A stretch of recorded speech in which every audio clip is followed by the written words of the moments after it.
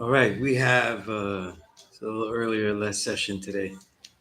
Okay, so earlier session um,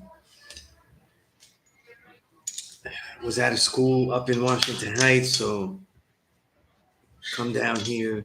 I got here a little faster today. Earlier session, you know, and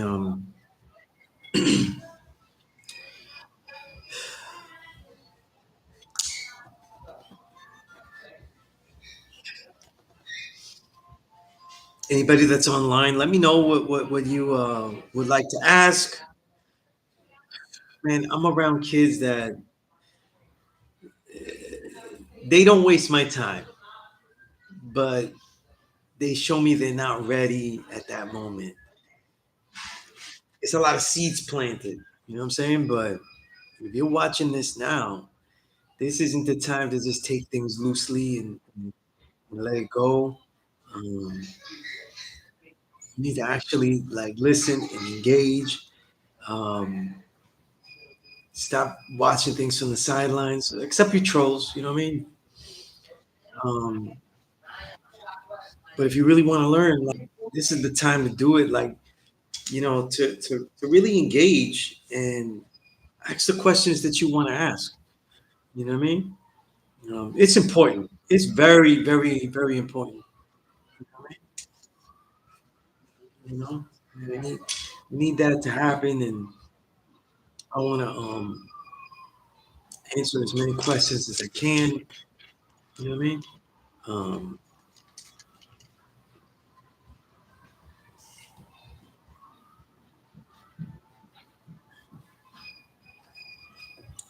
Peace to the gods. Yeah, we that's a good question. You know what I mean?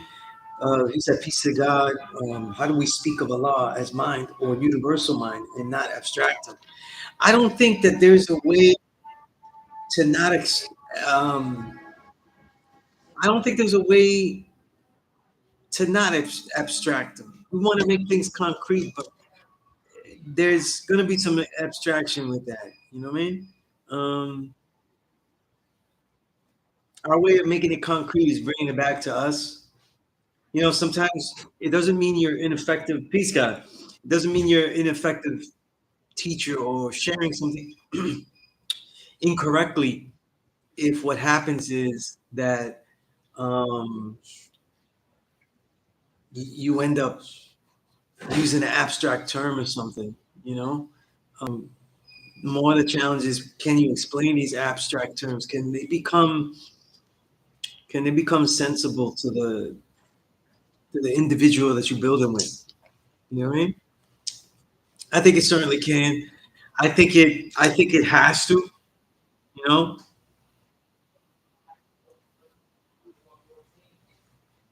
I think it has to. But when we talk about, remember, here's what I mean: black man is God, not just one individual black man, Allah, the Father, but all of us black men. When we have a knowledge of self and realize that the reality that we are in, that's already an abstraction. So the place that we're striving to get to is an abstraction because remember, it doesn't exist in the people's mind. It doesn't exist necessarily in reality. Even as us 5%, we argue and we go through things. We haven't necessarily shown proof that beyond abstraction either. So like we've got to be comfortable expressing abstractions. There's no way around it. You know what I mean? It's just in the ability to express them. You know what I mean? Like today there was some high school kids. I've been dealing with them. I had 5 sessions with these high school kids. 5 sessions. Um, I completed it. Today was the last session, and um, it was great in the high school. Uh, but just like anything else, I'm very prepared to have a low percentage. So it's not like I got MCs out of it, but I got a couple of kids in there to actually run. It was a hip hop poetry class. That's what they call it, but hip hop. lyricism classes of teaching, and some of them I actually got to teach them about bars. They were so behind on their knowledge of music that I used a lot of time to survey them, to give them a survey of genres, to give them a survey of what hip hop makes hip hop music, et cetera, et cetera. The point being, though, is that even on those terms, this idea of, let's say, the music itself being part of a reality of making culture, making arts, that's an abstraction for these youth today. Remember that. Like, as an example, like there is no corners where they make music where make musicians are around them. It's not like before, you know. Um, Kids are very disconnected from music, unbeknownst to us, even though we think they're not. Even though we think that's what black people, brown people, that's all they do is make music. Nah, there's a big connection. You know what I mean? For a lot of kids, and for something like hip hop, that was a street culture. Um, to have the streets now not really doing hip hop says a lot. You know what I mean? Says a lot. This is what was wanted, but even to show people, once you show people the past that they did not exist in, or they did not experience, or that they cannot conceptualize, we're dealing with something abstract. So technically, everything has the difficulty of just abstraction. That's why I don't get too upset about it. I don't see it as a negative, you know. Um, for some students, often younger, thought itself, explaining what thought is a very difficult abstraction, you know. So it depends, you know what I mean? It depends, you know. Explain to sometimes some kindergarteners and kids younger, toddlers and stuff, they don't always understand what thought is, you know what I mean? So this is something that we go through. You know? Stephon Davis, peace. He said today's 29th degree, right? Today's the 29th, right? Um, do you see Trump as Yakub trying to be successful in all of his undertakings? Uh, I don't take it as basic. I think that symbolism is too basic. I think that when we do that, we're losing this idea that white rule. If we're gonna generalize the term, white rule is. Excuse me. There's no way better way to see it now, but the way we're dealing with white rule now, it's very evident now to see it as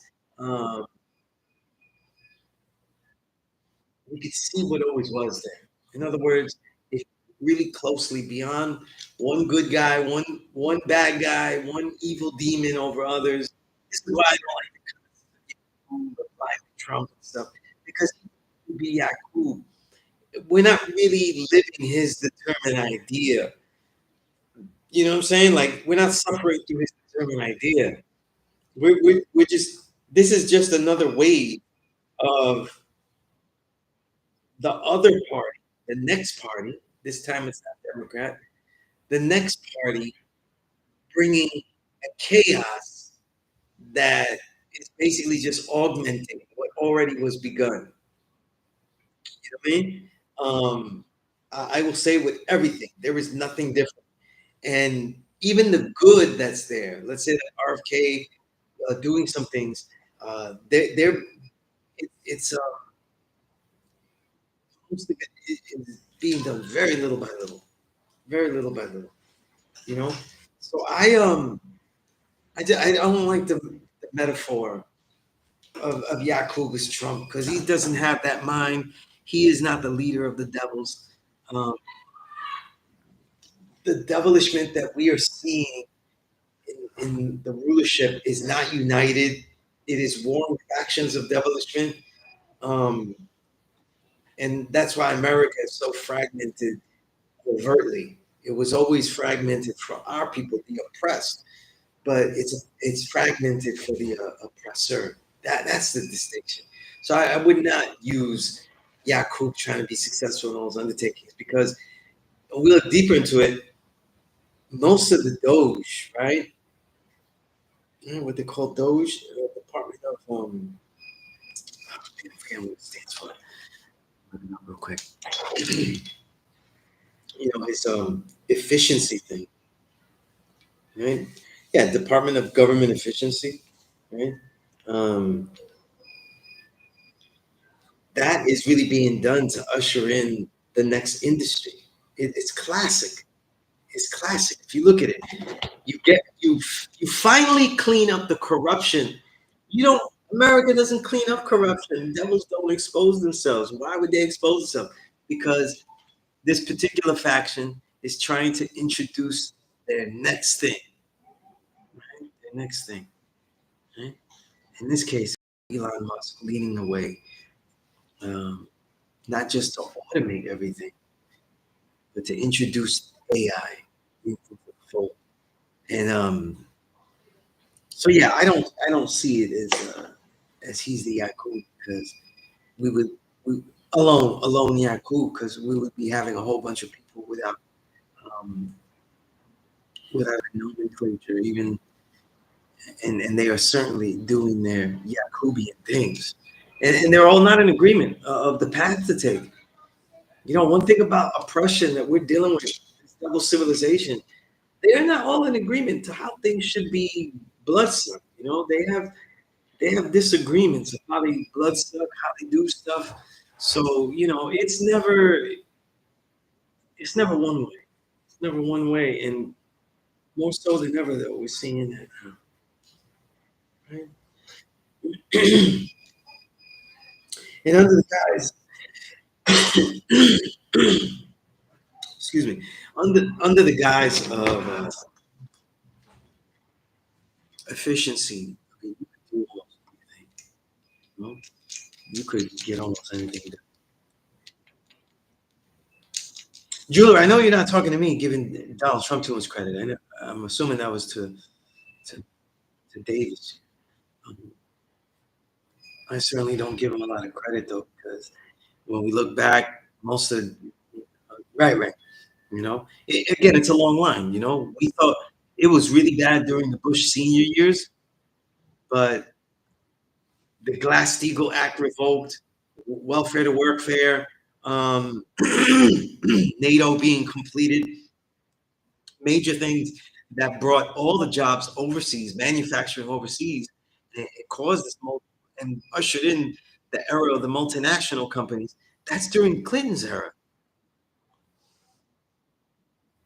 So because of Clinton, and certainly had to be seen in retrospect, not when it was happening. Most of it seen in retrospect. I didn't see it because I wasn't as politically astute. You know, they were all, but I wasn't as politically astute or following. But we could. It's very, very easy to argue that Clinton was worse, and at the very least, took the baton running from what Bush Senior had done. So when we take things into consideration this way, you know, look at the elevation of drone warfare, killing of Gaddafi, which ruined the entire Africa, right? Set it back years and years. That's the Nobel Peace Prize winner Obama bailed out Wall Street and really has caused all of the things we're dealing with that are only augmented by the decisions of Trump, whether he is weak or willing. Right? We know that being weak can also make you devilish, right? Because you're weak, prone to wickedness, so whether by carelessness or by intent, and led to all the COVID reality that we live in that was punctuated by the vax, by which ended up even being worse in many respects. So Trump did a terrible job, but then the handling was even worse. It was Biden, right? Vaccine mandates, that was a disaster. It left me unemployed for a lot of good things. And I had to really scrape and scrap, you know? And many people like myself feel the effects today, right? So yeah, when we deal with 120 though, a blanket for blanket metaphor. Don't parallel the metaphors. That won't do you. Won't be enough. And devils just have to put somebody smart enough around them, right, Julia? Like in this case, Elon Musk, right? Who at this time is really America is really trying to battle China and to see who will dominate and bloodsuck with AI first and foremost.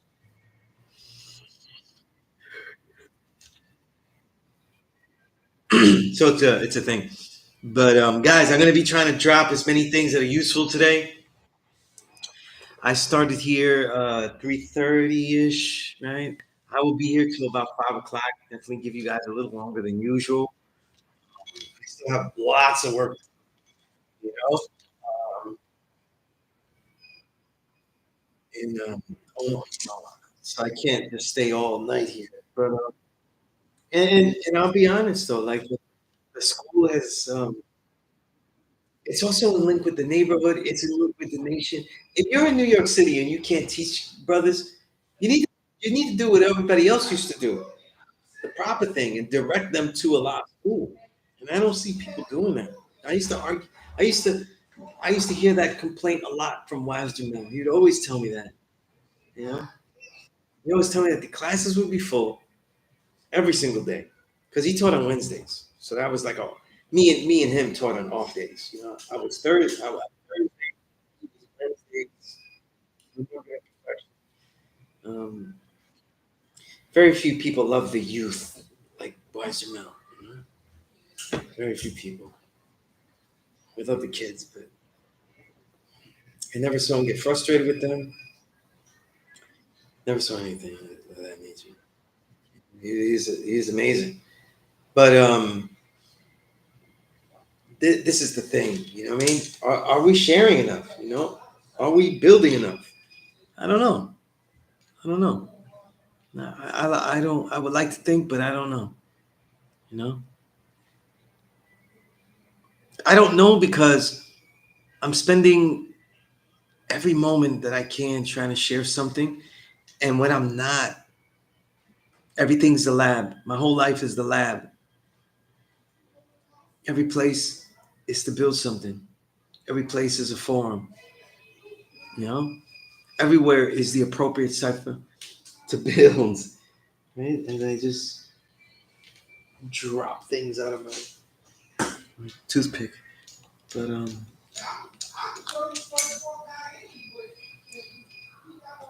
but so anybody has any questions? Again, I'm still working on it. It's gonna take me a little bit more time.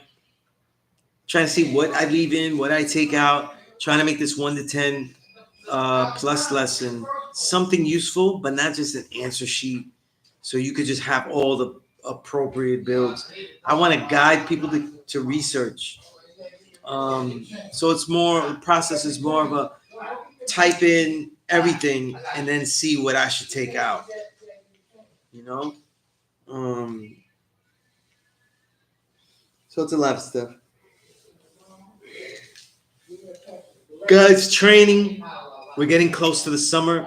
Guys, try my 5x5 workout. Okay, you know, time 5 minutes, 5 different sets of different things. 5 minutes, continue to failure, take as few breaks as possible. Calf lifts, squats, um, ab workout, calisthenics, upper body calisthenics, upper body weight training, right? And they don't have to be heavy weights. They don't have to be heavy weights. If you're gonna do weights, so you start with the upper body. If you do heavy weights, always start with the heavy weights. If people go, no, I get more of a burn this way, that way. No, no, no. If there was one thing to do, you do it that way because my reason is not just the body being built up. The reason is it's safer. It's safer. Okay. All right. People are like, I gotta lift as heavy as possible, and then they're hurting themselves. They're maybe doing. Then you're not always gonna be on point every day. You pick a weight that is intense for you, very difficult, but one that you could do daily and reach failure daily. That's how I do it, guys. That's how I do it. You know what I mean? Right? And it certainly, builds the muscle mass. I don't show my muscles too much, though. You know what I'm saying? I don't show the cannons too much, though. But they're there. They're there. You know what I mean? They're there. You just can't see with the mirrors and all that kind of shit. The angles of the camera and all that. But and agile, able to move with them, able to do things with them, have energy. And guys, whenever other health, I'm just giving quick health rules for this summer and everything. Everybody's ready because this summer doesn't want to come. Like in New York, you don't want to come because I got to keep it real. I'm wearing a sweater and my jean jacket. I'm cold. Like I'm cold. Plus, I got to go through all this AC and stuff. You know. I go to these different schools. Schools aren't like when we're a kid. They're AC'd up. They got decent or good, really strong AC, So somewhere in the building now, unless you go to certain schools like in the Bronx and stuff, that sometimes they don't have like the AC consistent, but they still do it up, AC is almost like a necessity, But guys, reading, writing, getting your training, and you want to do more in the summer, more outside, get in shape, right? All that. But you want to do more, but you don't want your work to falter, your reading, your writing, then learn to do things faster. Learn to get quality sleep. You would think I'll sleep less to do more. I used to do that through my 20s. And throughout my 20s, I was not the athlete I am now because I was always a little bit tired, a little bit exhausted. You know what I mean? What I would say is this, like, take more rest, work more efficiently, Like, again, it took me 4 days. I already did it, but I read 300 pages a week. And I don't count graphic novels. That's my fun reading throughout the rest of the end of the week with my kids and all that kind of stuff, and for myself, because I think that's great. I love comic books. I love it. I fell in love with it. Like never got to read them as a kid, but the 300 pages from novels and history text and things like that, right? Political text, science text, not graphic novels, but I've been on a clip where I read the 300 pages in 3 days, and due to time, things I had to do, but also I was not reading well. I completed the last 32 pages on the way to my work today, right? Still sounds good, but it was a slight dip. Last night I realized this and I said, you know what? I have a set amount of time I sleep, and I've been clipping it off like 15 minutes, 10 minutes here. It adds up. It adds up. You know what I mean? So last night I made sure I got more rest. That's why you see me. I had a very long week, but it was more vibrant this week. Right? Take note of these things, though. You're supposed to learn from who's teaching you. Look at these videos of me where I'm still building, but I am exhausted. I am exhausted. You know what I mean? These are real things. You work hard, you're exhausted. What efficiency will you have? You know what I mean? So take note of your rest. You know what I mean? Take note. You should know the hours that you're sleeping for the week. Like you should know, like, oh, Monday night I didn't do good. I don't know what you should. It's 7, 8. I got a young student that he says he's 9 and stuff. I don't know, but that's a lot. But he's found what he needs. If he's sleeping too much, he would know by seeing if he's very efficient with things.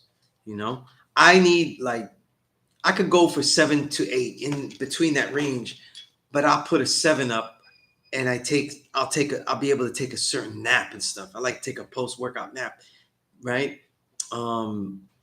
If I have the ability to, right? But I could function on 7 and a little extra, right? That's my range there. right? So we wanna find your range, stick to it, be efficient to it. It's the planning before you go. You know what I mean? This is important though. This is important. You know what I mean? If you have no obligations, but you just stay up because you feel like you earned it, and you watch some television or something like that, which we all do. Like I started watching. I started watching the Captain America movie. Put it on the Disney app, and then I was like, I kind of dozed off a little bit, and I realized, nah, let me take this extra hour. I'll give myself an 8 hour. I'll wake. What'll happen is I'll wake up before the 8 hours is up. Well, let me tell you something. This morning I woke up 2 minutes before the alarm went off, so I used up nearly all the 8 hours. That means that I knew that I needed it. So if you're at home, you have nothing to do, nothing focused, and you're feeling sleepy, take the opportunity. If there's nothing else to do, go get the rest. Utilize it. You'll have less time sometimes. You'll realize this. You'll be right. But you'll be more efficient, so you'll be able to work faster and more focused, and just have a better everything. This is how I do things. I'm just giving you the way that Sunez works. You know what I mean? This is how I work with the things. You know what I mean? Um, if anybody wants to, just let me know in the comments. I'll go through the health protocol quickly. You know, if not, just keep going with other stuff. But I had this thought in my head about wisdom born. You know what I mean? I'm trying to remember all of it. I should have wrote it down, but I was on the move when I had the thought. Um, Usually when this happens, I just repeat to myself again and again, but I didn't do that. You know what I mean? I was in the middle of multitasking, right? So on the move, trying to work on something else, and then that thought came to me, right? But when we talk about wisdom born, we're talking about the way, and a lot of times we realize that as teachers, as those who share, because that's what the gods are, we're people who share. Um, when you share, it's basically wisdom born, because a lot of the ways that you share is the way that they see your wisdom. No one sees, they get your understanding, but no one sees your knowledge. They can't see knowledge in your head. You know what I mean? They see your you know they see your your wisdom, the way that you are speaking. They don't know if it's wisdom understanding, right? That it has power because it's filled with understanding, right? So what does someone's wisdom born, right? What does it fulfill out there? That's why the way that you speak, what you speak, is very important. You know what I mean?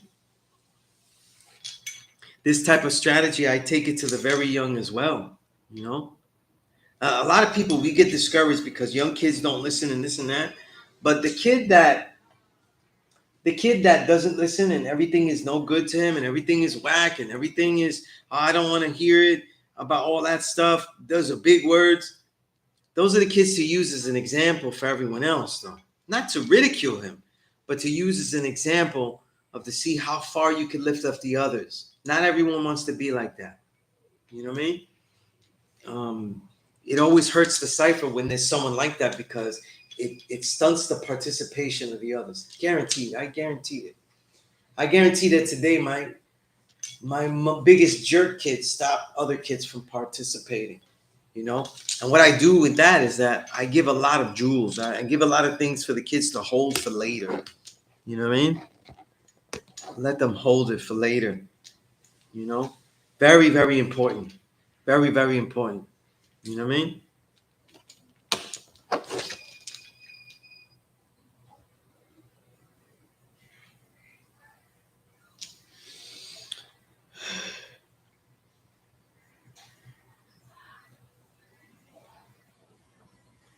Let's see if we open up some of these.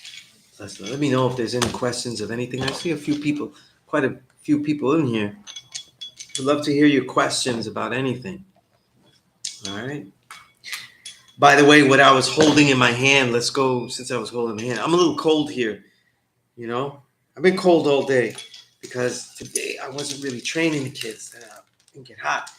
But guys, you can make your own. You don't have to go anywhere to do this. These are old jump rope handles. Get your tension in. This fixes everything in the shoulder, pops it out, pops out the deltoids, the shoulder, right? And keeps everything crisp. That hold is going to give your arms and your power. It's going to change the flexibility because a lot of exercises deal with the rotation, as you can see, right? Burpees, they deal with the rotation. Arms up here, shoulder comes down, pound. Up here, you need that strength in the shoulder, you know? Peace, Malik. What do you add to your salad to change them up? Okay, I have different things. So um I usually buy the Trader Joe's bags. They have a salad there that's just $2. It's mainly spinach. Most of it is spinach in there. Got some other red leaf and green leaf vegetables. That's mainly what it's made out of, with some other things. But a lot of times I just buy different things: broccoli, um, different types of cabbage. I always add cabbage to it, to the salads. Tomatoes. When I'm trying to build up some fat, I mean, I've been cutting a long time, and it's not. So I might buy me some avocado because like I haven't had any, and I gain weight fast with the avocado compared to what I'm usually trying to do. But so I add some avocado in it. Always different type of seasonings. You know what I mean? Whether I try like the different Trader Joe's seasonings that have quality ingredients, or I just mix and blend things on my own. You know what I mean? But it's usually like some concoction that I buy because I don't spend a lot of time cooking, so the majority of my diet is raw, except for when I'm cooking in the rice cooker, heating up tempeh, cooking rice, kicking quinoa. That's pretty much the heated portion of my diet, the majority, very functional. Lots of nuts and seeds, nearly all of them raw, you know. Right? I think I only have like one regularly that's roasted, and that's only because when I get them at Trader Joe's, they haven't had them for hazelnuts raw for a long, long time, you know. But always try to go for the raw. I don't have them salted anymore. If I do, I consider it a treat, like a bag of chips. Like if I have salted sunflower seeds, like in the bag, sunflower seeds, not David's sunflower seeds. I'm talking about like a bag of sunflower seeds, and they have salt in them and they're roasted. I consider that like a salt snack, like for me, and I'll treat myself to that. But very, very, very rarely, very rarely. I haven't had that in months though. Honestly, I can't remember when I had it though. It must have been, we are in May, end of May. Had to be February. February the last time I had that. And I think the last time I had, sometimes I have like, what's the type of chips I like? The exotic, what are they? The exotic chips, so-called exotic chips. The where they mix the blue with the yuca, the cassava, all that mixture. I like those kind of chips, and I have those occasionally though. But all year I can count. I've had. Let me see. That time I had two, four. I probably had like, yeah, 4 bags, five bags, and so it ends up averaging like a month. But there was a month where I had like 2 weeks in a row where I was eating them. You know, but five bags. So I count everything. I count everything. So if I feel like a treat, I go, did I earn it? Did I deserve it? What I'm trying to tell you is like you don't get results by assumption. You know, when we look at somebody that's really built up their body or whatever like that, you go, whoa, that guy is diesel. They're counting something. They're studying something. Mathematics. They're counting something.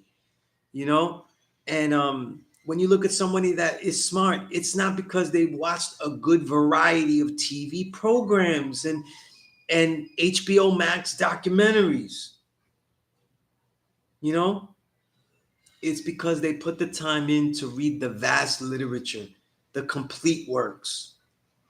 Take your time. Like, there's no easy road to this. You know what I mean? If someone blows up and they did it with very little talent, or very little work, it's because they found the right benefactor. And that's most of us what we're doing, you know? But yeah, the salads though, lots of olive oil, quality olive oil. Test your olive oil. Make sure it's cold pressed. Make sure, even when it says cold pressed, that it's not just collected from a million countries and blended together. Try to get the olive oil bottles that are cold pressed, organic if you could afford it, but mainly cold pressed, and that when you taste it, it's got that good flavor. So the few things that I have to get more fat and build, I put a lot of olive oil in my salad though, and my salad is a huge bowl. And, some of the guys that know me that been that we broke bread together and everything, they know how big my bowl is. Like it's big. It's even my youngest daughter. I bought her a big bowl, so mine's is like this big, and hers is like just smaller, just so she could be like me. Does not fill it up like that, but she eats. Right? Nobody eats as much as I'm eating. But so when you go to Trader Joe's and they have a bag of salad, one bag, the whole bag plus added other things, cabbage, other things. Sometimes the combinations, like I had a combination I really enjoyed from Trader Joe's that I added to the salad was they had Napa cabbage, snow peas, uh, broccoli, mainly broccoli, and they had those three. I think they had something else in it, and it was really good. And I added it in there. You know what I mean? I keep it simple. Thankfully, my oldest daughter is a chef. So she cringes at the functionality of my diet. You know, but that's what it is. I also make quinoa bowls. Like it'll have brown rice. It could be brown rice, but quinoa bowls. So it'll be quinoa, uh, beans, different kind, black beans or kidney beans. I like kidney beans the best, but it could be chickpeas too. Great, I love chickpeas. Lately, it's been kidney beans. You know what I mean? And that's because my daughter loves kidney beans, so I get the red beans. You know what I mean? Because that way she could take all my beans. You know what I mean? But so we got quinoa. I add quinoa, beans, tempeh, raw walnuts, raw cashews, those things. Look, what was it? Quinoa, beans, tempeh, cashews, walnuts. These five things are the daily, and then a lot of other nuts. I just like to eat them as I eat my meal, and then I snack on nuts the rest of the day. You know what I mean? I don't really eat much else. And if I'm really hungry, I just eat more nuts because I have a lot of variety, a big variety. You know what I mean? I buy a big variety. A lot of, mainly a lot of almonds, cashews and walnuts, but lots of almonds, lots of Brazil nuts. I love Brazil nuts. It might be my favorite tasting one right now. A lot of almonds, a lot of Brazil nuts, a lot of almonds, Brazil nuts, hazelnuts, pecans. You know. Sometimes macadamia. That's a fatty nut. Sweet, very sweet, naturally sweet. You know, but I can't find them unroasted for a good price. So I don't take them every day. I don't take them every day. Pumpkin seeds I don't care to eat. So when I do buy a bag for diversity, I throw them in the salad. So if you don't like nuts that much, but you know that they're good for you, throw them into a salad. Mix them into your foods they give you a crunch element, but if you don't care for the taste, it doesn't ruin the taste of things. You know what I mean? Right? But all the nuts I said I like. I like them all. I like them all. Peace to God, King. Come on, King. Me. I didn't notice you there. Okay. You know.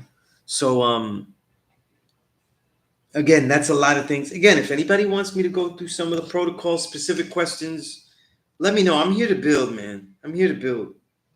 You know what I mean?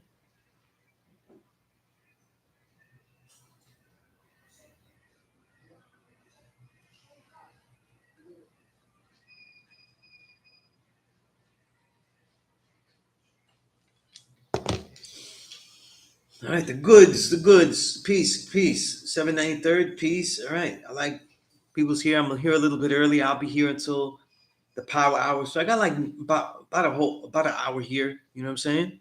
Um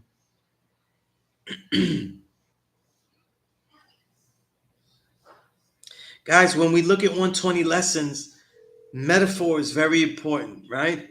But it's very important to also see just the history of things and how things can relate, things have changed. You're not there to fit the degree to the reality today. This is something that is very important. You're there to see how things have also changed because the times change. Look at the born degree and the knowledge add on a cipher degree in the 1 to 14. One, we're letting them come amongst us for 35 to 50 years, but then the next degree, we're killing them and returning them. So these are policies that change over time. Policies that change over time. And how do we do that? How do we deal with it? You know what I mean? So this is very important, right? This is very important, right? So if what time periods were we taking in people, right? What time periods were we dealing with the devil? What time periods were we immediately cutting off their heads? You know? Yeah, see, you can kick them on before. If you look at the questions on the top, I was trying to see Yakub as Trump, and I didn't see it because I don't think that Yakub is a good metaphor for now. I think there are too many factions. I think there are many warring factions among the rulership. They openly are in disagreement with each other. It's no longer the bipartisanship that the devils used to have is not as consistent as it once was, right? Um,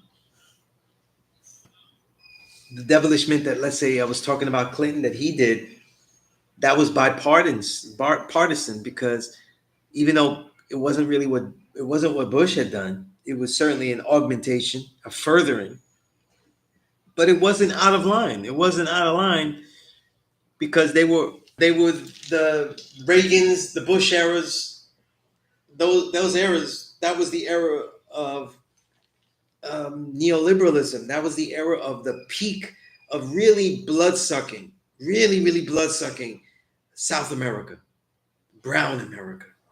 You know what I mean? This is why we're seeing the blood sucking happen within the country now. This is why you're seeing Doge. This is why you're seeing how can we reindustrialize and restart up all the stuff here because they've already sapped Southeast Asia. They sapped South America. They have sapped these places and blood sucked them. Africa.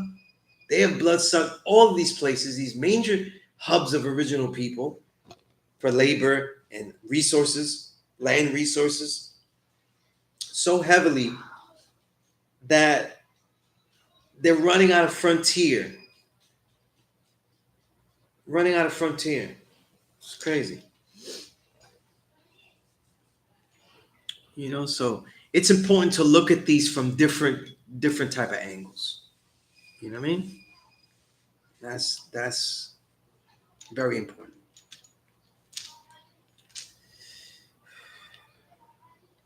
All right.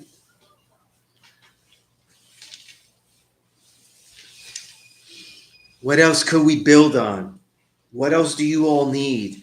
If you were all in this classroom, we could not continue unless we know what you need. Okay? It doesn't matter that I'm here. I don't like to just blabber. Right?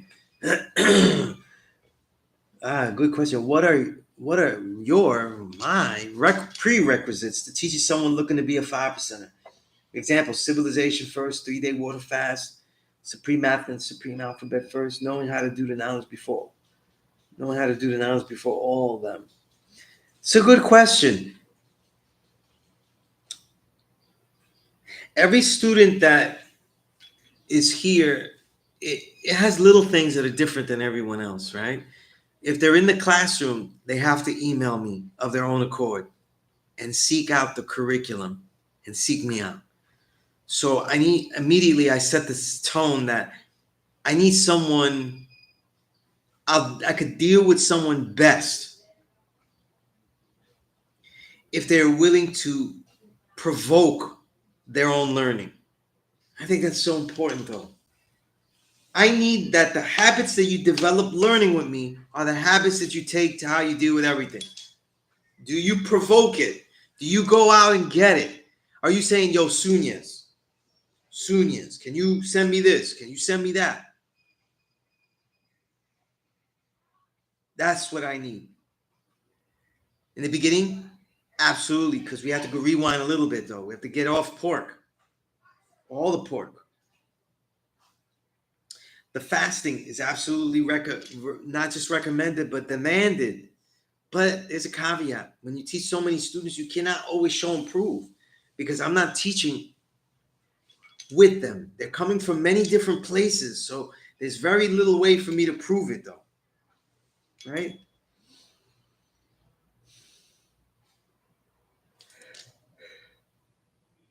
So even though it is a requisite, it's not anything I can prove. The email told me real progress, learning more about the student and what they live, and then real progress. This is why I have students write a journal. This is why I have students immediately start working on memorization and things, because I don't want to read your personal writings unless you decide that you would like me to read it. But I need to know that you're working. I need to know you're doing something. Some of them, it leads to training them physically in the martial arts, getting them to an introductory level at least where they could go anywhere and learn and really dive in well. They have to have certain physical requisites, right? 50 push-ups off the bat, 50 qualities. They don't have to be crazy, 10 negative count, all the way up, all the way down 50 times. No, you could rest, but holding a plank, but you can't touch the ground. Body can't touch the ground. Right? 50. So like there's required for everything. There's things I require with everything. I don't always require people's attendance. This is why I end up doing, I'll have these classes empty here, and my email and my phone are not quiet. You know what I mean? And my inbox is not without a lot of students inquiring. So I need them to engage. I need them to read certain books as we go along. As a man thinketh, they need to immediately read, right? The plus lessons I give out, they need to read and analyze and develop questions. I care about the questions. I care about the questions that students have. That's what gets you to show and prove. No questions, but just a lot of explanations of what I already said. That's not going to propel, that's not going to draw out your greatest understanding. It's not going to be the way that you continue to draw out your understanding either. So I'm trying to teach a way where the student continues to build, continues to be able to find a way to learn an answer. Hope that answers the question. Remember, we teach here, we're sharing, and I can't always show and prove that somebody's doing everything. Doesn't mean that it wasn't demanded.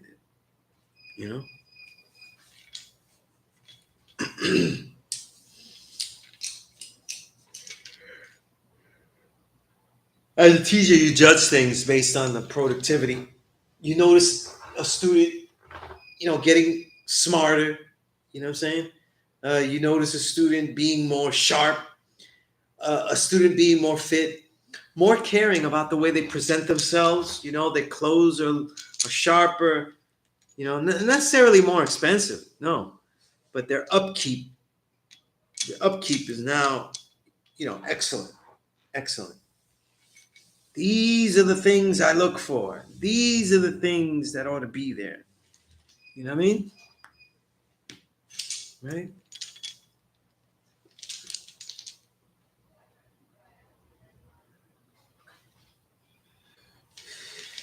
Right? So,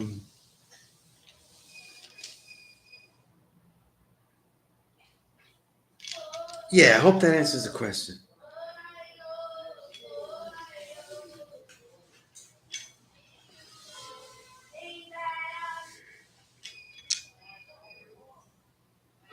If you intend to be a builder, show and improve in the day's mathematics and how you see it, how you explain it. These are all ways that you learn how to be a good builder. You know what I mean? Build in all type of situations. Because the build, learning how to build with supreme math, going through 120, is not just going to help you build for a classroom setting or dealing with other people that got the knowledge and want to learn. Not even for, you know,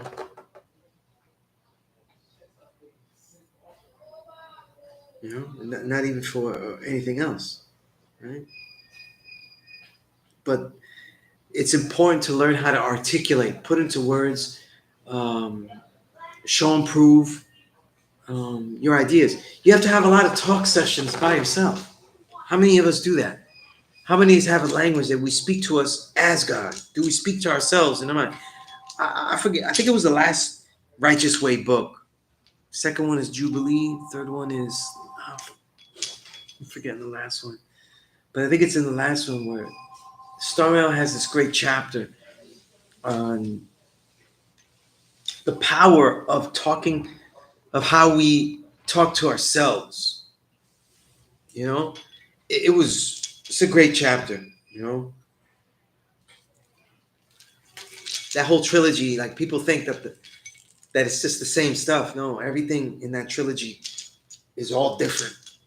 Is all different, guys. And guys, I'm just trying to warm myself up. I am cold in here, and I'm not ready to put my sweater on yet.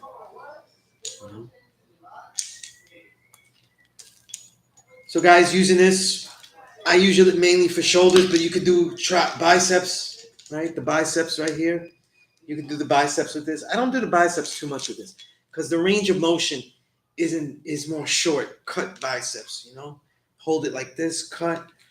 You know, I don't really do too much with that because they're more like short reps. If you had dumbbells, they'd be short reps. You know, I like a dumbbell rep where you get full motion. So I go up the ante. I go 30, 25, 10. Then I do something with 10-pound weights where I use resistance bands and the 10-pound weights. So add resistance bands, man. That's a heavy weights, light weights, resistance bands, calisthenics. You got a home gym if you can get all of that. You know, you got light weights and resistance. You got something going really good too, because you got calisthenics will get you big enough. People don't take their calisthenics to failure.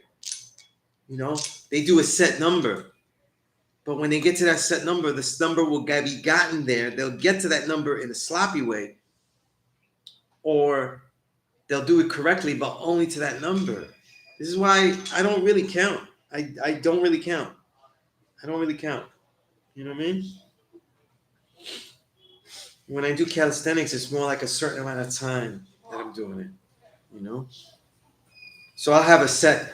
I'll have a set like where I do in my head in my long workouts. I have these great perfect push-up things where they rotate, but they lift you up. So you gotta have balance and keep it still.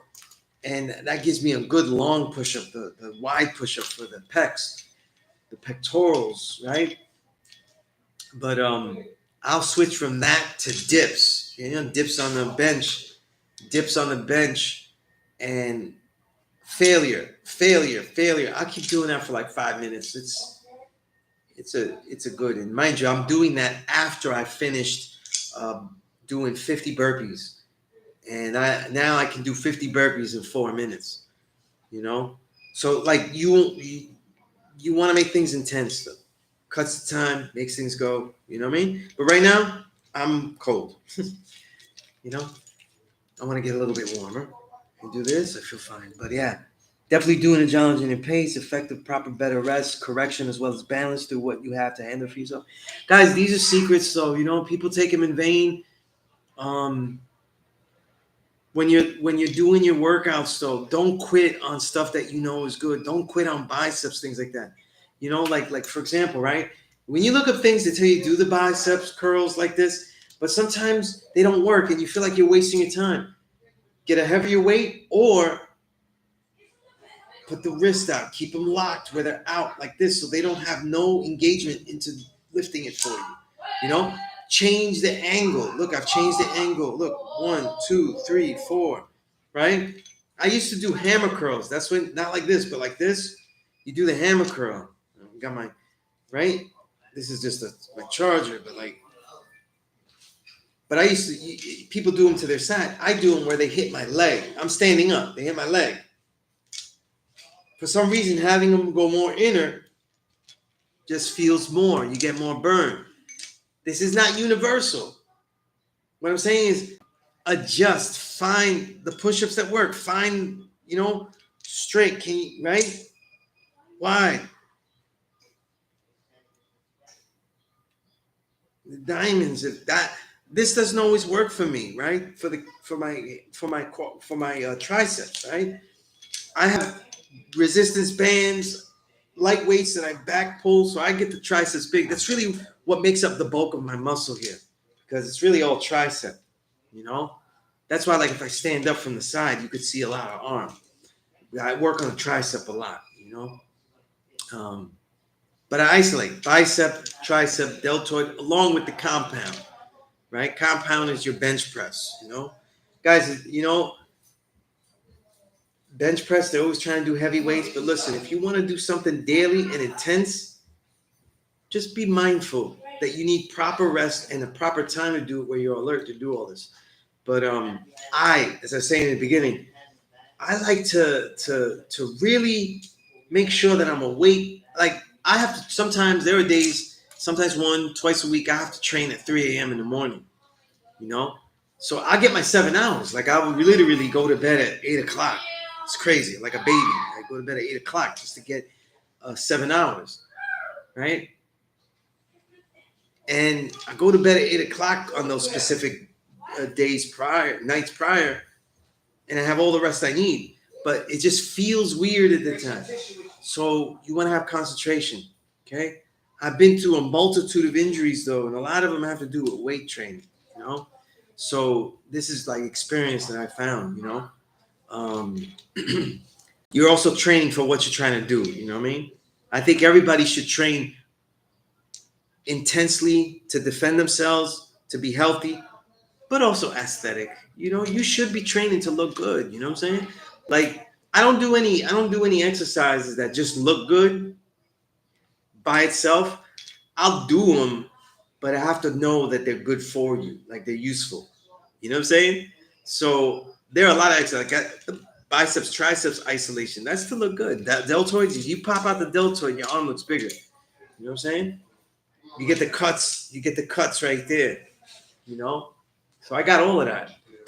But peace. Peace. What's going on, guys? Everything's peace, guys. So everything is done, but be motivated. Do things for aesthetic. It's going to make you look good, Like I do shrugs with 60, 65-pound weights. I do shrugs, And I wasn't going to do them, though, just for aesthetic, right? What else are they good for? But I found that they was helping the bench press. They were helping my shoulders raise better. So I have a lot of shoulder injuries. Training martial arts, you get a lot of shoulder injuries. But so I kept the aesthetic exercise, the look good exercise, because my twin was like, yo, you got to do shrugs and make you look good. Because he does all this workout for aesthetic. He just cares how it looks, right? Yeah, because he acted, though. There's no fight training in his life. You know what I mean? But I incorporated them because they help. They help. So everything can help. So, but you should be motivated by all of that. You know what I'm saying? Right? Motivated by all of that, though. You know what I mean? Reading in this 1 to 10 plus lesson, just like I did the 1 to 36. If anybody's on the 1 to 36, let me know and I can email you that Sunez97, right? At Gmail. Let me know what about anything, not just that. But if you don't have any books, if you got a poultry library, let me know. Let me know. I will email you enough books that you've got like a mini library, and then ask me what you want to read. You go, listen, I need some books on this particular science, this particular history, um, and I'll get them to you. I'll get them to you. You know what I mean? I get what I have. I'll get them to you. And if you go, what about some books for fun and stuff like that? I got a lot of books for fun. Plus, I also read a lot of biographies, especially music books and music biographies. Music biographies being the fun book. Music books can get technical. Not everybody is into it like I am. You know what I mean? But I'm a music writer, so I should be, right? Music, and I make music, right? Right, King? We make music. But um, music biographies, biographies in general, sports biographies. I read those too. You know, like if I'm having a week where I haven't rested and my reading is trash, I read a book. Like there was moments where I switched to, I would say the most frivolous book. It's not, it has insights in it, but not compared to the science and all that other stuff I'm reading, and history and political science and all that. I'm reading one of the sports bios I'm reading is Kevin Garnett's, you know, and I'm still getting stuff out of it, because it's interesting, you know. I'm very, I love the way he played, and he's very interesting to me, you know what I mean? So I'm engaged, you know. But I got others that are more serious too. I haven't started. Mahmoud Abdul Rauf, his autobiography. I think it's an autobiography. He wrote it. Yeah, a lot of others, a lot of stuff. I got over. I'm nearing 7,000 books in the collection. So always switching. Like never stop trying to figure out stuff. Don't quit. When you quit something, are you quitting things because it's not you or because you just can't do it? If you find something to be necessary, you cannot quit. You know, you cannot quit. You cannot say, listen, I'm not going to work out anymore. It doesn't work for me. I'm not going to read anymore. I don't know where we are that we, the true and living God, but reading and writing something is not necessary. You know what I mean? There is a book. There is a book. I'm forgetting his name. No, he's written a ton of books. In fact, the God Rakim Shabazz, he interviewed him on his Wise the Dome TV podcast, which is superior. Let me see if I can figure out his name, because I made a select shelf for him, but my shelf's got a lot of things, Let me see.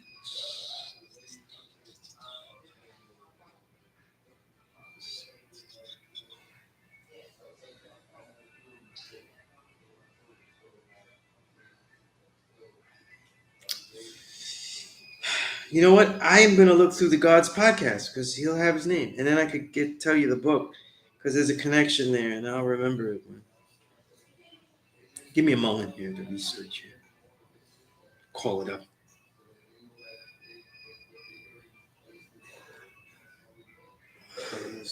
All right, why is the Dome TV? By the way, I think I've been on Wise the Dome like 3 times. Great interviews we have. Like this last one, I talked a lot about jazz and music journalism stuff. Um, but let me see the recent ones he had. He'll pop up though because he did them this year. He interviewed him this year. Oh wow, I didn't know he interviewed this guy. Okay, Gerald Horn. There we go. Gerald Horn. All right, let me look through my Gerald Horn collection and tell you what book I'm trying to refer to, because it answers the question. Be divine. You said, is there a science to why the NOI flag is flipped opposite of the Turkish flag, Muslim flag? I don't, not the science of the Turkish flag, but it's opening, because we're dealing with the East. Okay, and Asia, it's not just coincidence that the Asiatic black man is a terms used. Um, the NOI had a lot of connections to Asians. There's a book he wrote, Facing, I could email you this too. Facing the Rising Sun. I read it too. It was a very good book. Okay. Facing the Rising Sun, African Americans, Japan, and the Rise of Afro-Asian Solidarity.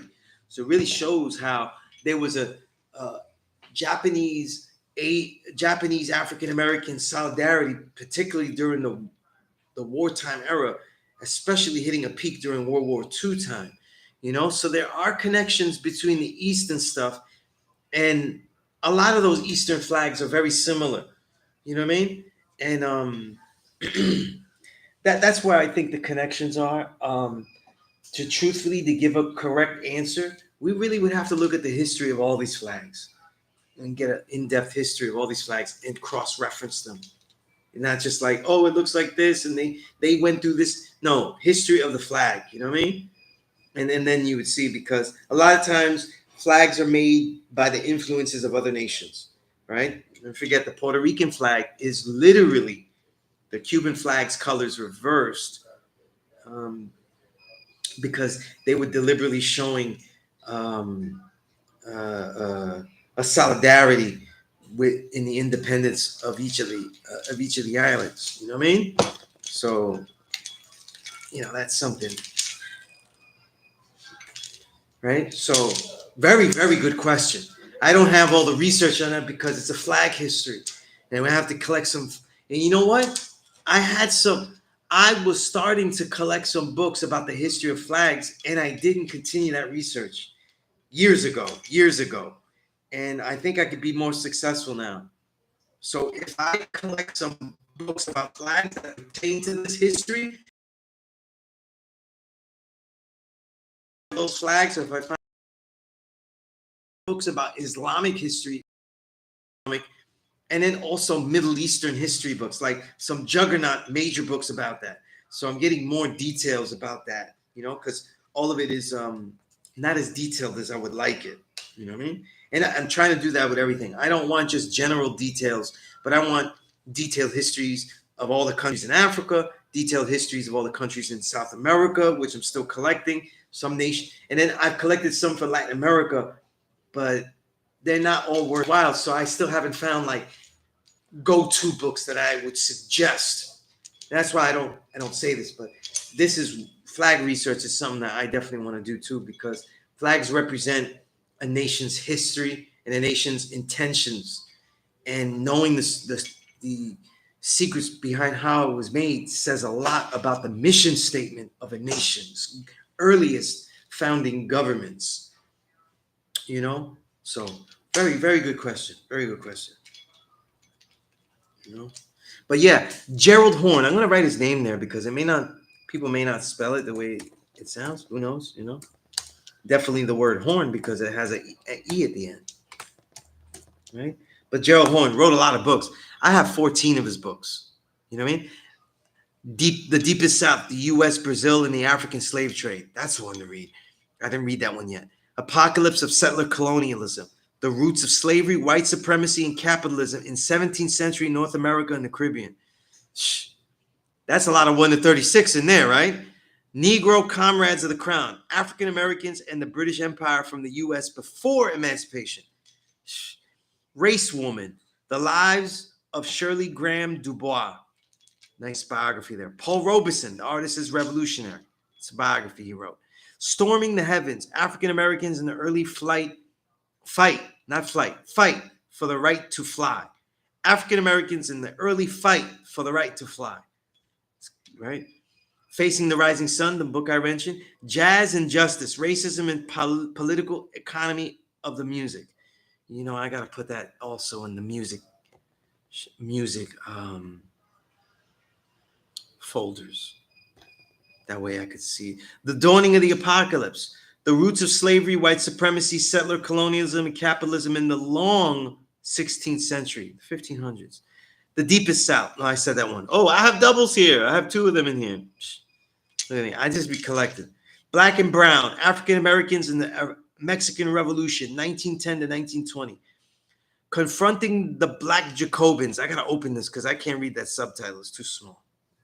Okay.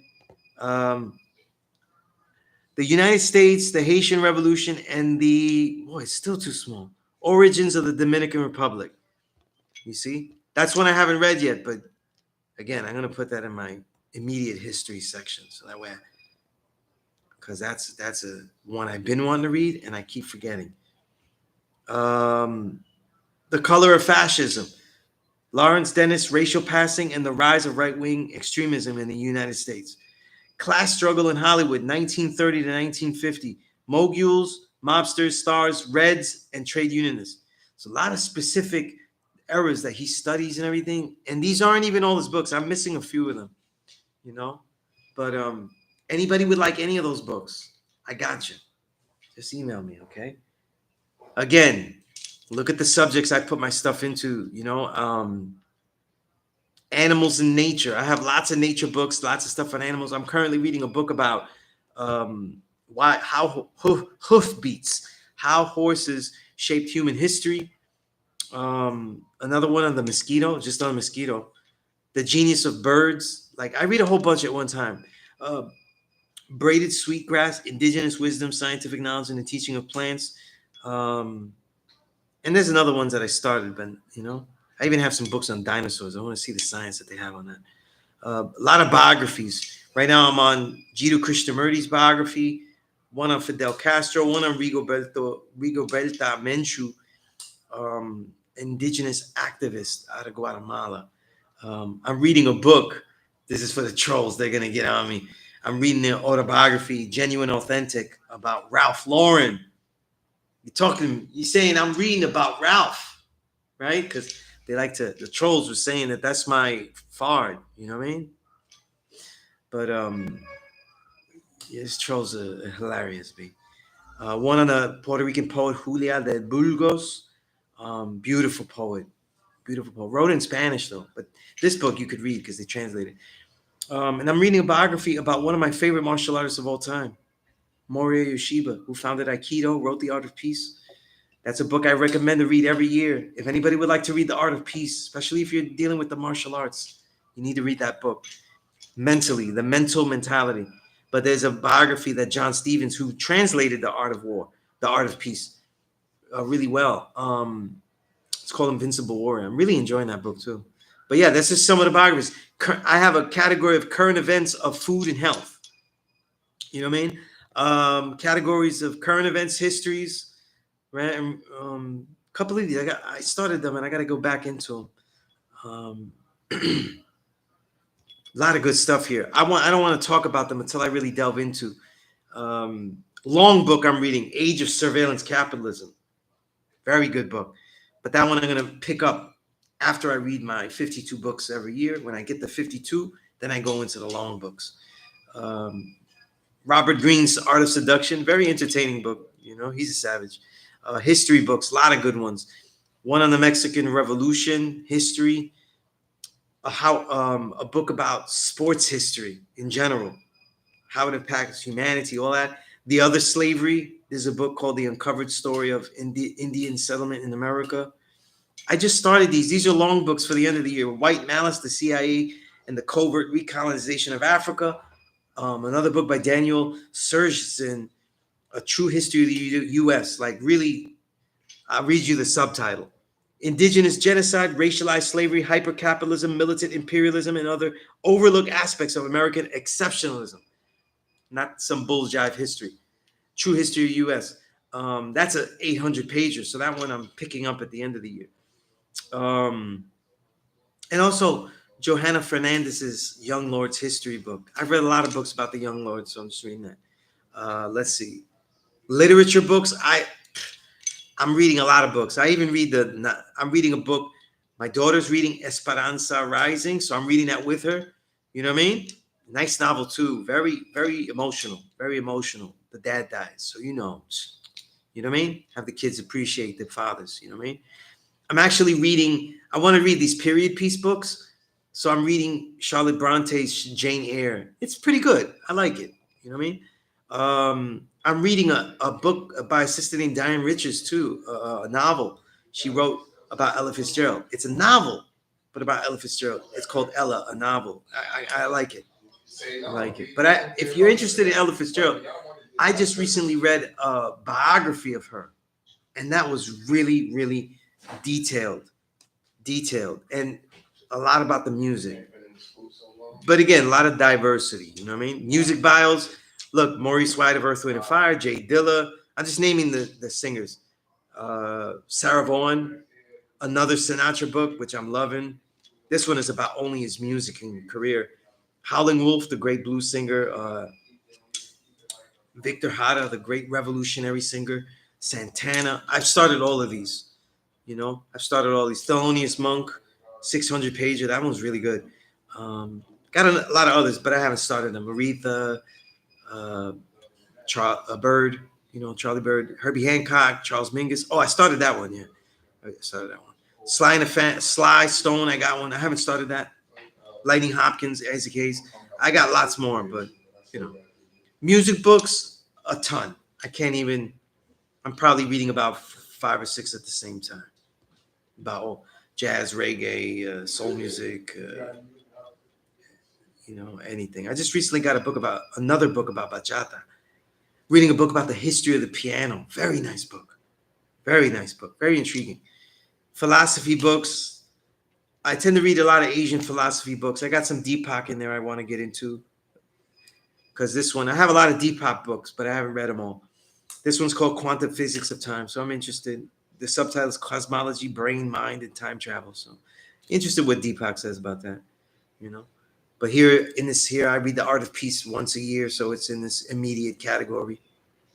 Because I have the immediate philosophy, the shelves, a shelf of immediate books, like immediate philosophy, immediate literature, immediate science. But then I have the other category, the other shelf where it has all of them, But a lot of stuff I'm reading here. Mainly Eastern philosophies is what I enjoy reading.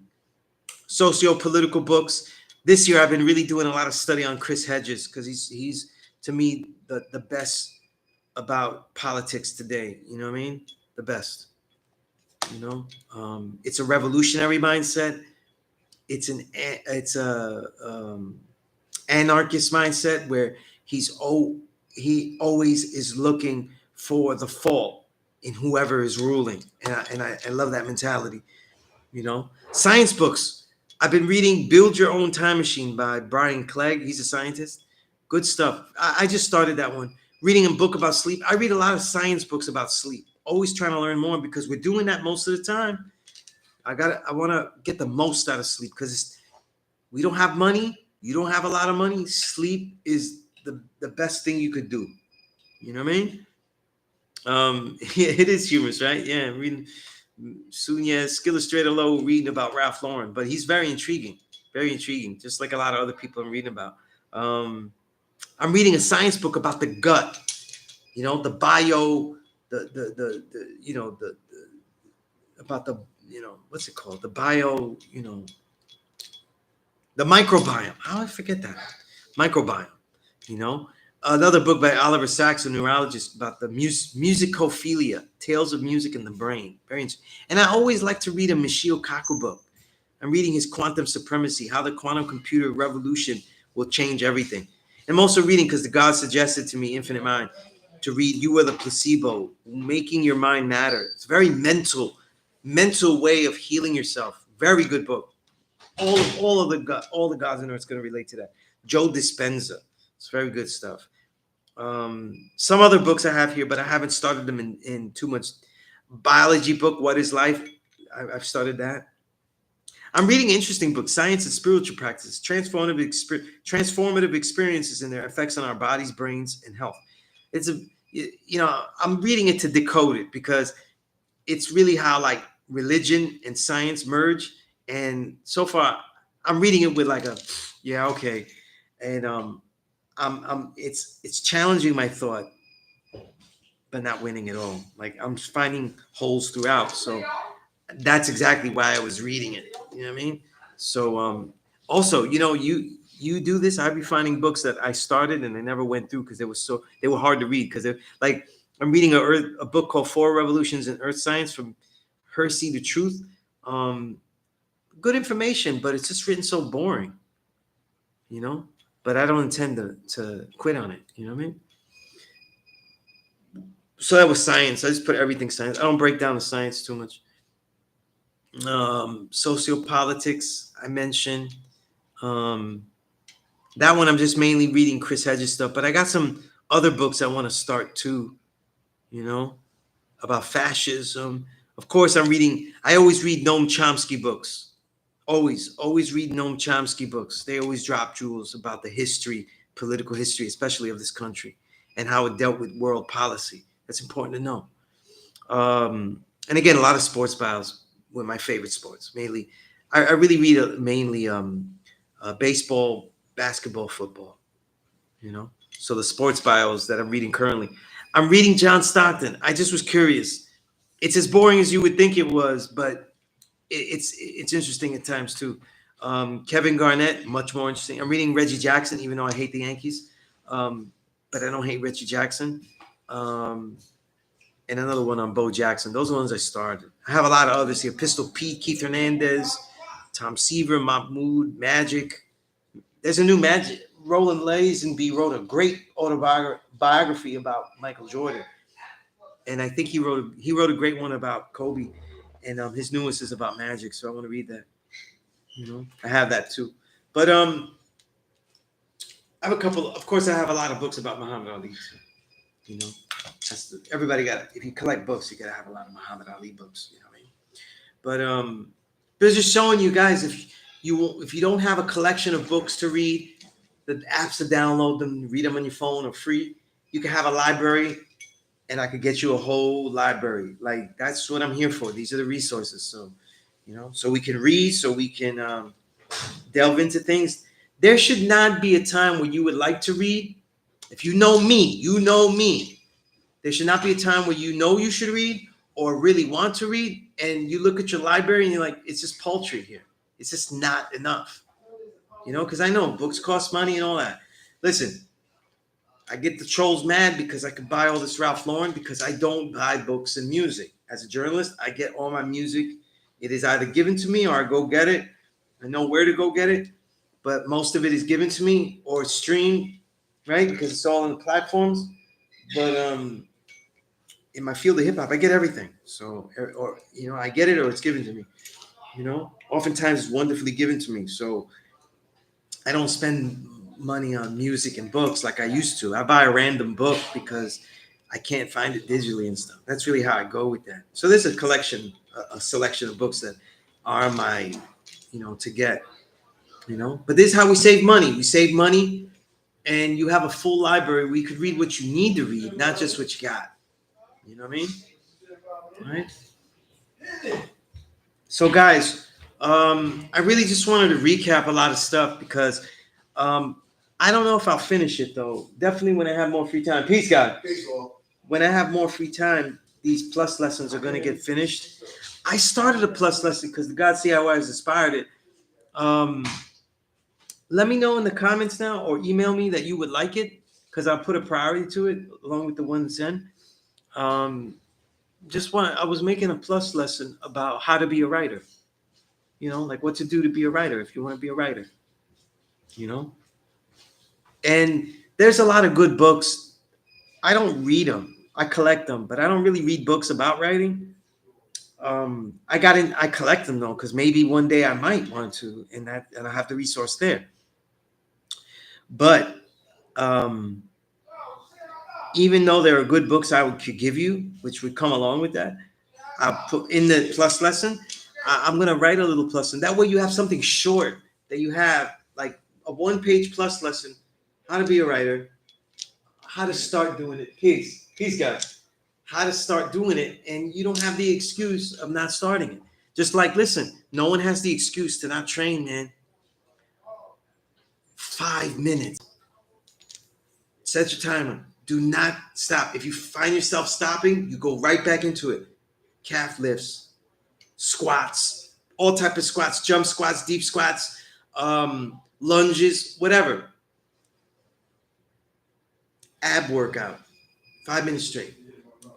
All types. Just keep floating around. Do whatever you can do. If you just got straight sit-ups, put your legs under your bed and do sit-ups. All that is good, right? Upper body calisthenics, push-ups, dips, etc. Whatever weights you got, whatever resistance bands you have, work them. 5 minutes. And guys, look, with $30 on Amazon, you can get yourself an incredible resistance band set where you could put it in the door. You got like the pull downs. When you pull down, I pull down from the door. Look at that. I'm working with some stuff here. You know what I mean? You get the pull down. Also, when you got the pull down, right? You got the pull down here. You pull down this way. You're on your knees. You pull down this way. You got ab. You got the ab workout. You got the resistance bands. You're stepping on them. You got the biceps. You know what I'm saying? You got half the stuff. You get yourself some. Go to Mold. You used to go to Modell's. You go to Dick's Sporting, wherever. Order them. 10-pound weights. You got your shoulders there. You know what I'm saying? Everything till failure. Work on this. 5x5 workout, 25 minutes. What I add when I do my 5x5 though, I add after the legs, I add 25 burpees. And it has to be done in 2 minutes. 25 burpees, 2 minutes. You know what I mean? So it switches 5-minute timers, 2-minute timers. Then after that, it doesn't last me 25 minutes because I add those 2 minutes, but then I'm adding like martial arts at the end. I always do martial arts. So I always add, you know what I mean? But it's still a short, it's my short workout. I do full workouts that go about hour and 10 minutes, right? That's 4 days a week. Then I do 2 days a week, the shorter workouts, but they're intense. They're all to failure. You know what I mean? And if I'm training people, then it's more training those days and the off days. So 6 days a week, Some people say you got to train every day. I like to have a day where you just relax, let the muscles grow, focus on things like stretching, massaging the muscle, studying where it hurts and stuff. It's always good to do that. I find it good to do that. You know what I mean? To rest up, and give yourself an earned day. You know what I mean? Right? But can't say you don't have time for that. We got to make time for this though, because we know that we're watching programs that are that long. We know that we could put something on YouTube that is enjoyable. All of these things like news shows like Democracy Now!, which they have a lot of good stuff. They're not always great. I don't agree with their vaccine approach. Like their news coverage of that was terrible. Their angle was off, but good stuff there. I told you Chris Hedges. Definitely study Chris Hedges. The Gray Zone. I checked the Gray Zone. Those are good reports there. Glenn Greenwald has some good stuff too. There's some others though too. I shift from everybody to see who's good, but it's always Chris Hedges though. And because it's a good left wing kind of show for their news, basic news, I like to go to Democracy Now! And check that. You know what I mean? I don't agree with everything. I thought their angle of like COVID vaccine is not being given to the poor. That's not what the problem with the vaccine was, So it's the thing itself. So they just missed the whole thing. And vaccines being detrimental is something that they don't cover at all or even challenge. So but they have a lot of good reporting. And again, they're reporting too, since we were talking earlier in the beginning of this class, this angle of covering Trump is like the evil boogeyman. Stop with that shit. He's one of the devils. It's a whole arena. There's a lot of, it's almost, listen, Cobra Commander, Destro, Skeletor, Megatron, they're all in the U.S. government now. They're all there. Starscream is in there. You know what I'm saying? Like everybody is in there. The whole gang is in there. You know what I mean? That's how you study politics right now. It isn't a one-way thing. Everybody's has their hands in, and everybody has different agendas to how we get to blood sucking who? Us. You know what I'm saying? So, definitely do the knowledge in that fashion. All right, guys. Um, Again, I am gunning to have one of the plus lessons done for next week's class, either the writer one or the 1 to 10. Okay, so I'm going to speed through it, really bear down and stuff like that, and see. And 793 says you saw a calisthenics chick use a sheet behind the door for core body work at your lab. Always appreciate the time. At my lab, I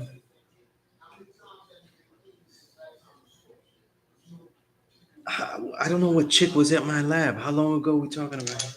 Because the women that's in my lab, they're not working out. They're not doing workout. They're not doing workout with my resistance bands and shit. But you know what? But yeah, the resistance bands, putting them at the door, you got your triceps done. You know what I do too? I lie down and do basically the best bench press motion while lying down with the resistance bands. So they're coming from the top of the door down. So you get bench press, and then I follow with that. It's good stuff.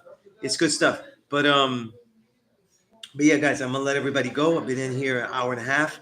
Um, if you intend to come to a law school, then we build on deeper shit. That's just for you. Um, Contact me personally. We build personally, right? Through the email. Um, oh, I thought you were talking about my lab. Okay, yeah. I was like, women that come into my lab, they're not doing exercise. Well, they're doing exercise, but not with the resistance bands. You know what I mean? Not with that. You know what I mean? They're not lifting the weights. You know what I mean? They're not doing that. You know, but the they can't be having them get hurt. You know what I'm saying? There's other things that they need to do. You know what I mean? But you get hurt with that. You know what I mean? It's just for me. But even my kids, I don't let them mess with things because they'll hurt themselves. You know what I'm saying?